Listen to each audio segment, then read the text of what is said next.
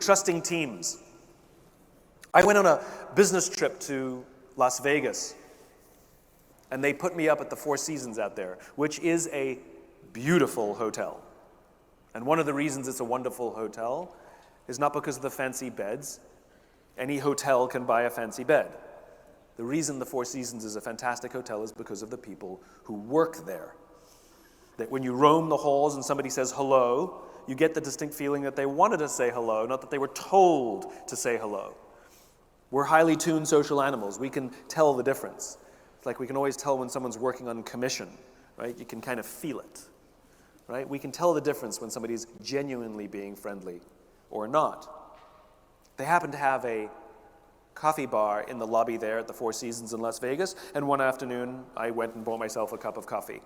And there was a barista working that day named Noah. Noah was funny and engaging, charming. I spent far too long standing there buying my cup of coffee because I just so enjoyed talking to Noah. So, as is my nature, I asked Noah a question. I said, "Do you like your job?" And without skipping a beat, Noah said, "I love my job." Now, in my line of business, that's significant because like is rational. I like the people I work with, I like the job, I like the challenge, I get paid well, I like my job. Love is emotional. It's a higher order connection.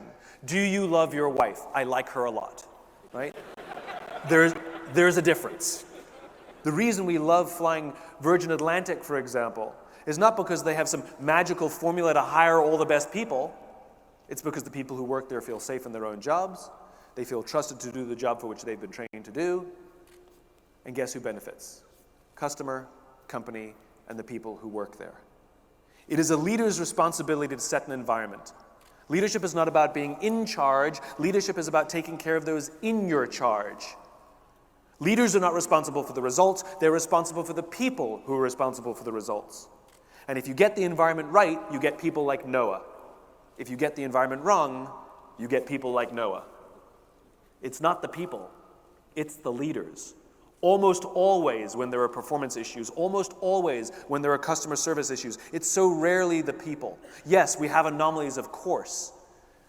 But if on balance you find that there's issues, it's almost always the leadership and the leadership environment, and usually it's the lack of trusting teams.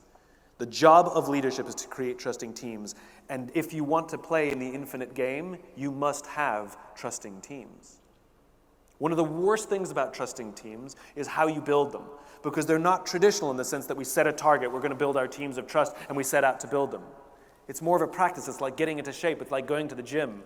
Yes, you want to get into shape. Unfortunately, you can't go to the gym for 9 hours and get into shape. It won't work. But if you commit yourself to go to the gym every single day for 20 minutes, 100% you'll get into shape. Simon, how long is it going to take me to get into shape? I don't know. And that's the problem. Some will respond quickly and some will respond slowly, and there is no formula, but we all 100% know that the process works. We 100% know that if you work out every single day for 20 minutes and eat healthily, 100% of us will get into shape. It's the same in leadership. There's no 5 magical things that I can tell you to do. There's no one-day course you can go take or one offsite you can have with your team and all of a sudden they become trusting teams. Yes, those things are important, but they're part of a process that we trust in. That process is called leadership. Leadership is a lifestyle. And even when you achieve your goal, even when you get into shape, even when the trusting teams are built, unfortunately, you have to keep going to the gym for the rest of your life. It's a lifestyle. Leadership is a lifestyle. And the purpose of that lifestyle is to produce teams who take care of each other, who love each other, and feel valued and valuable in the organization where they work. That is your job.